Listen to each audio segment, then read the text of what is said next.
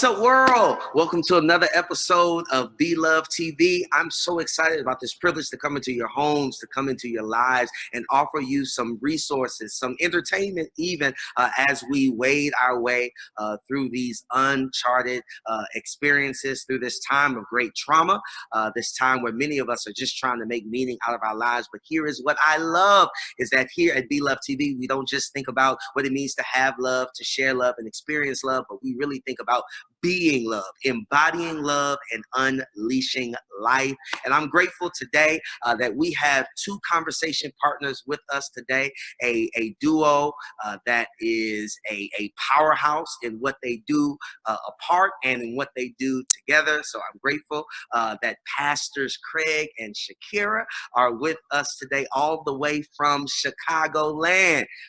Brother, sister, what's up? Hey, how you doing? Good. Good. Say it again, Craig. I'm glad to see you. And it's good to see you. It's really good to see the both of you all healthy, smiling. Your skin looks good. Looks like you all are having a healthy experience. And the reason why I say that, guys, is because not only are they pastors, but Shakira is a medical doctor, and both Craig and Shakira have had a unique experience with COVID-19, and we're going to get into that. But the question I ask every guest on our program is, tell us what makes you come alive. I would say what makes me come alive. I think right now, being in good health. I think that in this time, knowing that I can breathe well, knowing that I can move my body well, makes any other thing just kind of seem much smaller and much more easier to deal with. And so that was giving me life in this time. I think the same. Being able to talk to family members and know that they're okay. That's been actually quite life-giving. Being able to look out the window, because I haven't been outside my house, but being able to look out the window and actually see the sun, or stand on the balcony, that's been very life-giving. What gives me life, what gave me life before the pandemic and what gives me life now are very different. And as Reverend Shakira said, some of the small things, being able to talk to my grandmother and know she's okay, being able to see a sunrise and a sunset, have repositioned what gives me life. So, Pastor Shakira, you actually tested positive for COVID-19, and we believe that Craig, that the symptoms that you were exhibiting were also probably COVID-19, a positive for COVID-19. So I gotta ask significant questions about this, but I'm really interested in, because Craig, you said that your what makes you come alive now, what gives you life now, is a little different than what gave you life before. I'm interested in perhaps both of you talking about this experience as a type of conversion experience. Did it like convert values, transform perspective? To talk about that transformation in a way. So when I started having symptoms, a friend that we all know, Reggie Sharp, called me, and to get us ready for the service that we were taping, and to just check on me and pray with me, because he had known that I might have the symptoms, and he said something that was quite profound. He said, having COVID puts into perspective, or gives a new perspective of what it means to let everything that have breath praise the Lord. Obviously, because one, I have asthma, so having COVID could have gone in a completely different direction, and I could have very well have been in the hospital on a ventilator. And so when you take even just something simple as being able to breathe, with all of the pre-existing conditions that I have, it makes some of the things that I might have worried about, or smaller things, become quite insignificant, because I'm just glad to be able to breathe, and to not take that for granted, because there are people, I have people in my congregation or that are affiliated with my congregation that are on ventilators. Yeah. So I think, yeah, it puts into perspective just how fragile life really is. And we were definitely scared. We were definitely scared when we both started exhibiting symptoms, because you just don't know which way it could go. Now, Dr. Shakira, what were some of the symptoms? So for us, well, let's do for me. So for me, I just started just having significant fatigue. I was just one of those times where I would just maybe do a little bit for a little, and just was so tired that I just wind up laying down. And then later it advanced to where I was feeling really warm. And in the medical field, we would say that's subjective fever, because I unfortunately didn't have a thermometer at my house, nor is it easy to find a thermometer in this time. So I could never confirm that. But then I also started having body aches. And so I remember in those beginning days when my symptoms just started, it was just really scary, because you're like, one thought's like, oh, this could be another viral illness, but it was like just the predictive, the possibilities of what it actually being in this time was, high likely that it was COVID-19. So I think that part was just really scary. And I think that, when kind of everybody went into this, well, when most states and areas went into a stay at home, I think the first thought on people's minds who already had a house, who were able to work from home, was, man, what am I going to do with all this time that I have? Just I can't believe I have to stay in my house. And I think that even when I was reading my Facebook news feeds, like, it was just a lot of people who were just kind of joking, like, man, I haven't done anything but nap today. And I think that it felt like it really, when I knew that I started having symptoms, that's when the experience of what it meant to be in this pandemic shifted. And I already had the experience of being a frontline worker. I already had that.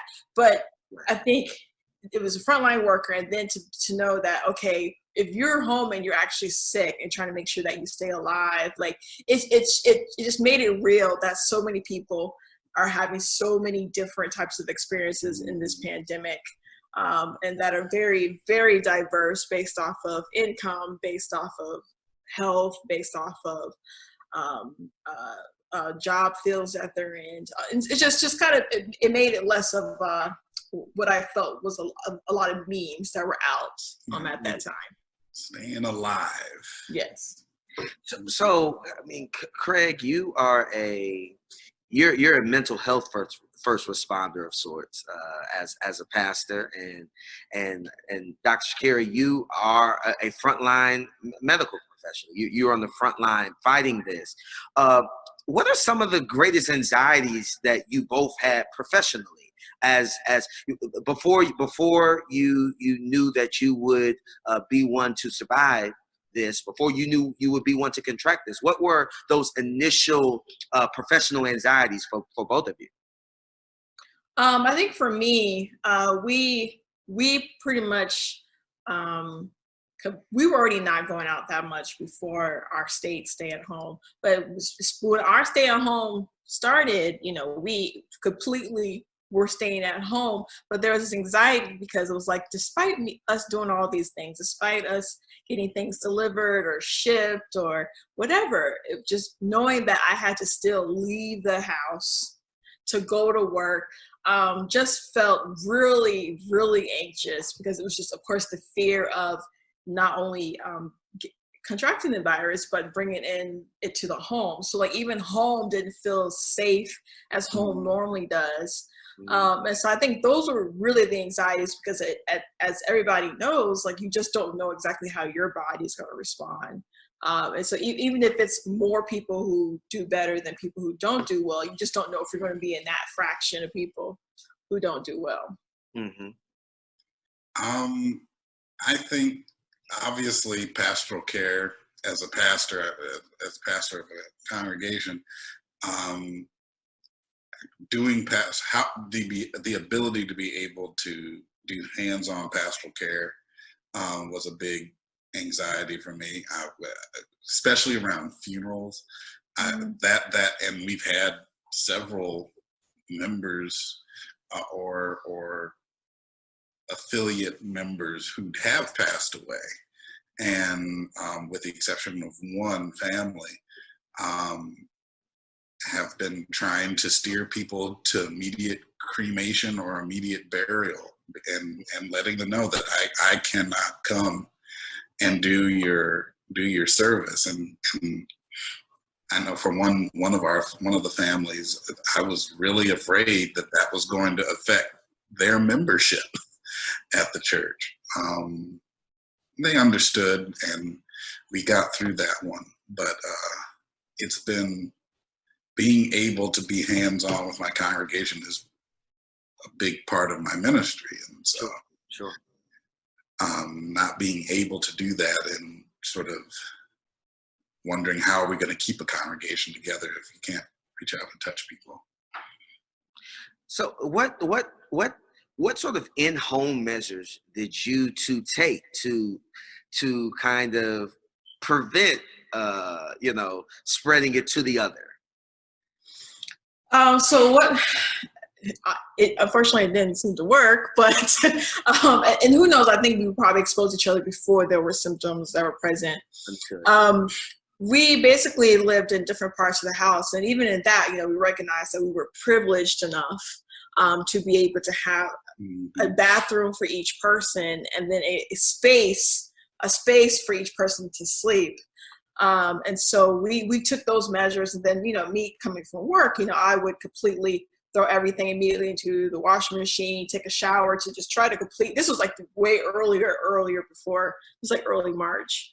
I was doing that, but in the real sense, self-quarantine for people who are in high exposure fields is way tougher for people who live in much smaller spaces and don't have that. And so, we recognized that we were really privileged to be able to take at least some measures. Sure. So you all suspended. I mean, you all are both leading at the St. James AME Church on the south side of Chicago, right? Yes. South side. Okay, so y'all on the south side of Chicago. And just as an aside, your mayor is really, really aggressive about policing social distancing. I love it. But so you guys are in Chicago. How hard was it to come to the decision to suspend in-person worship well before your governor mandated it? You all did it before that, maybe even 2 weeks before it was mandatory. Mm-hmm. Well, actually, it wasn't that difficult. We members, leaders within our congregation had already started asking questions about COVID-19 at the beginning of March, mm-hmm. and they were starting to put out information. We changed up our whole communion setup that first Sunday of March, mm-hmm. and so we did have a big service on the second Sunday of March, but then the person that preached for it, within like 2 days, maybe that Tuesday or Wednesday, had closed down his church. He was in Maryland. Mm-hmm. And then Shakira came home from work and was like, this thing is out of control. And then that Friday morning, so that was the 13th? Yeah. Fellowship had closed. And I was talking with Reggie Sharp about his experience. And so by that afternoon, I called up the vice chairs of my steward board and trustee board and some other leaders and said, I think we need to close. And they were like, okay.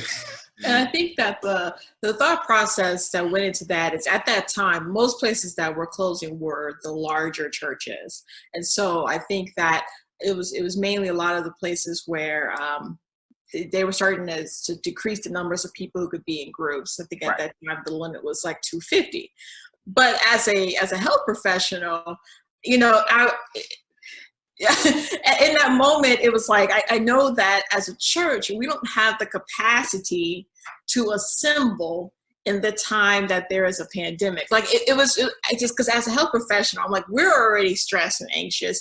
How can we expect a church that it doesn't have any protective gear, nothing, to actually even deal with what it means to assemble in this time? And so I think that a lot of times people were, focused on hand sanitizer and trying to space people out. But it was just one of those things where it's like that was just too much for us to put that on the church organization. People are just too unpredictable. I actually had to preach the next day at another church, and one of the big issues was, they had this whole plan on how they were going to distance everybody, but even the pastor of that church said the one factor that we can't control is that people are disobedient. Well, that is true. That is true. I think many people experience that. And so that really factored, and the officers agreed. We do not have the capacity to actually control people's behavior. And so for the health of our congregation, they were like, yeah, I think we need to, everybody was I didn't get any resistance from anybody. They said, close and we'll figure it out. Yeah. You both are in high exposure points to people. Churches are some of the most germiest places, church and hospitals, obviously top churches, but they're very germy places, and hospital and churches aren't as clean as hospitals are. They don't have the kind of staff or any there's no PPE at church. There's no such thing. To what extent were you guys making these decisions to stay home, making these decisions to suspend public worship? How much of your decision was actually fueled by some self-protective sensibility that, I don't want it? Or was most of it like, I work with aged populations who have pre-existing conditions. As I understand, your city, 70% of the deaths in your city related to COVID-19 are Black people. As you were balancing that, how much were you thinking about your own health experiences, and how much were you thinking about the health experiences of the people you serve? I think it was a both and. I think on one level, we know that Reverend Shakira works at a hospital and and so there is a worry that we could be the ones that expose the congregation to the virus.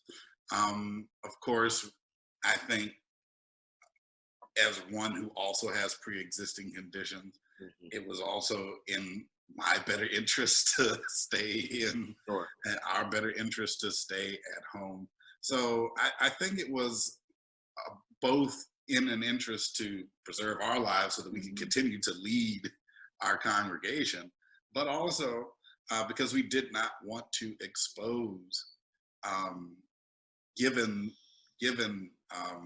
the exposure that we were most likely to have, we did not want to expose the congregation. Sure. We did not want to be the center of exposure either. We didn't want to be the cause of a small outbreak. Yeah. We didn't want to contribute to anything that was devastating this time. Yeah, that was one of my chief concerns as well. It's just, it's highly likely I could have been asymptomatic, and I had to rationalize. I'd been on 9 planes and 2 trains in 2.5 weeks. Like the amount of exposure was just, it was alarming as I started to process it and think about it. And the last Sunday we had that had worship, I think it was the second Sunday in March. I just started thinking about our 95-year-old member who I knew would never stay home if the church was open. And this idea of people are just disobedient. Yeah, they're disobedient to us, but to themselves, they feel like they're being obedient to something transcendent, something significant. And if the church is open, you go to church, right? And so I imagine that the decision to not have worship has significant consequences. And you all both mentioned that, particularly as it relates to funerals. What have been some of the financial costs of not gathering physically? Have you all felt any financial pressures or limitations as it relates to this season of suspension? I would say we have seen a slight dip in our finances. I'm happy that it hasn't been more significant. That might also be because of the population that I serve. Everybody pretty much got what they have, and are committed to supporting the church. But it's definitely not consistent on Sundays. We have to wait a whole week for things to trickle in. We do still have financial obligations because we are part of a denomination, so we still have those things. We still have payroll. We haven't had to reduce payroll yet. Enough money has come in so that we don't have to reduce payroll, because I really don't want to reduce payroll in the pandemic. But we take, it's literally every week, 1 week at a time. We see what comes in. We have a meeting at the end of the week, and then we figure it out from there. But I am grateful our congregation has been faithful during this time. Shakira, you mentioned that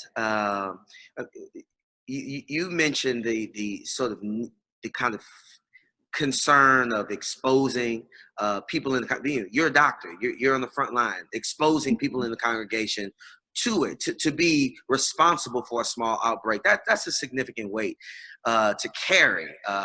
And particularly as someone who is in the business of healing people, you're in the healing business, to think that you're a part of the reason that someone gets sick is significant. But you're also a pastor, and people are grieving just the lack of mobility, the limited mobility. People are grieving the loss of that sense of normalcy, but people are actually grieving the loss of loved ones. What is this inability to have funerals? What is that doing to the grieving process? I will speak a little bit, but he probably has a little bit more to talk on that. I think that I wonder how it could also make it difficult to bring a lot of closure to things. I think that, as everybody knows, funerals are for the loved ones, and not necessarily the one that has passed. And so I think that the funeral, without that moment where the community is able to embrace the family that's grieving, it does kind of make me wonder how that can affect just the overall grieving process. And then even for people who, might have buried people and plan to have a memorial service later, just to have to kind of drag that process out, I think is definitely not a positive experience. Well, it certainly complicates the grief. It complicates the grief significantly. With the one funeral that I was able to perform before we had the shutdown, there was only 10 people allowed in the sanctuary, and this was a major member that in a normal circumstance, the whole sanctuary, my 500-seat sanctuary would be full. But they couldn't even go to the cemetery. So there is no real closure. I had another member on one of my associates whose aunt is passing away. They cannot of COVID-19 and cannot even go to the hospital to physically see her. They're having to do FaceTime and whatnot. And so it hinders the more traditional ways that people are able to grieve. And so people are literally having to create new systems for grieving. And it's very complicated. There are dozens, if not more, in every city, in every state, of churches that are still gathering to some extent, and they're using this sort of this guise of spirituality as a way of convincing their members that they are safe. It's a kind of theological moves and deliberations that they're doing are actually fairly dangerous. What do you say to people whose pastors are still having full-blown worship experiences, full-blown gatherings? What is your advice to them? Stay home. Don't go to church. For every Bible verse that you can come to support going to church in this time, you can also point them to Exodus, where God tells everybody, stay home, because a pestilence is coming. A danger is coming. Stay home and don't come out. I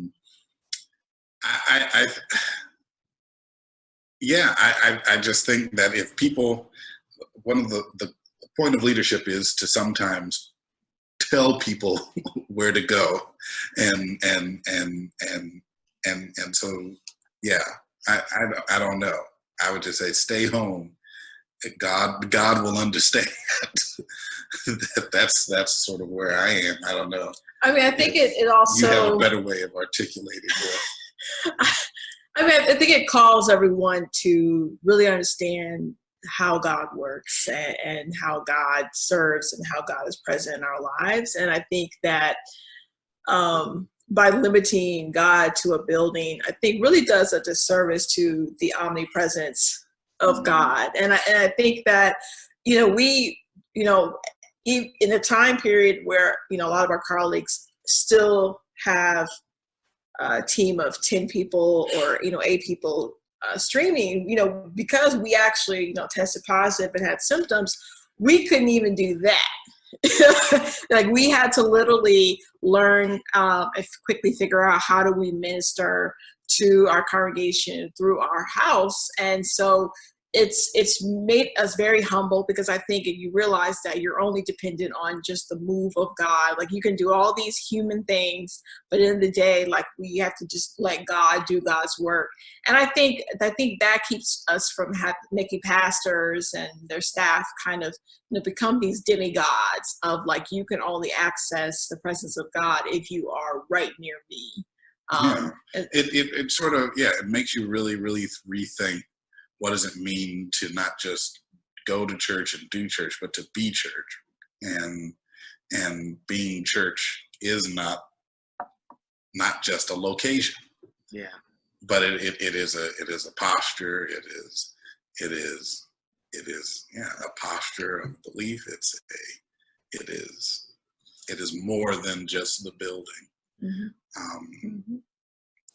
And so I think that has, in our life and in the leadership of our congregation, that has become very real. And the congregation appreciates it.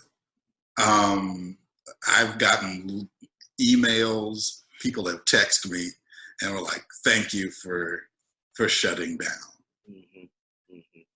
Yeah, I think when all this has subsided, I think there's this fear that you know, a lot of pastors that they're going to lose people. But I think that with good, strong, morally sound, biblically sound leadership, I think that people are going to stick with their church homes and congregations because of how the leadership was able to lead so well in a time of crisis. Yeah. Well, this will subside one day. We don't know how far from now. What are you looking forward to doing once this subsides? We were talking about that this morning. I'm looking forward to being able to go to a restaurant, a decent restaurant. You know, when you talk about what makes me come alive, being able to just go to a restaurant and enjoy and go on a food adventure makes me come alive. And I haven't been able to do that. So I'm looking forward to restaurant. I would say, in addition to that, a restaurant with like some of our actual close friends, that fellowship that's in person. I'm also looking forward to just being able to leave the house, knowing that I can maneuver without worrying about a virus, and being able to also maneuver knowing that I'm not the cause of someone else getting the virus. So I'm just looking forward to just having, even like just simple things, having a house party, which that's going to be a long way from now, but like just these like small things that are life-giving in a world that can be so difficult to live in. Dr. Shakira, Pastor Craig, thank you so much for giving us this time. Beloved Nation, we got to hear from two of the brightest minds in the American pulpit, two of the brightest minds in this country, in this world. And I'm grateful that they spent this time with us. I need you to share this, repost this, tweet this, text this, however you communicate with people. We want to get this out to as many people as we can. They need to hear the wisdom of this duo, of this team right here that has blessed us so much. I'm grateful to call them friends. I was a roommate to Craig, and I was also in their wedding. And so I hope that when we have this house party, I get to fly to Chicago and be a part of this house party as well, whenever it is. I'm looking forward to my invitation, however you're sending those things out. So this is all for today. I look forward to being with you again. Until then and beyond, be loved.